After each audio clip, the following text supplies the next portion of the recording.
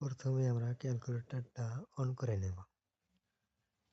এরপরে হোম বাটনে চাপ দিয়ে বেজ অপশন খুঁজতে থাকবো।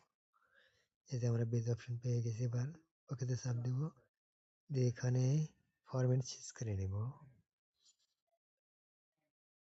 ফরম্যাটটা চেঞ্জ করে নিয়ে বাইনারিতে নিয়ে আসবো। আমরা নিয়ে এসে বাইনারিতে নিয়ে এসেছি। এবার 1 1 0 1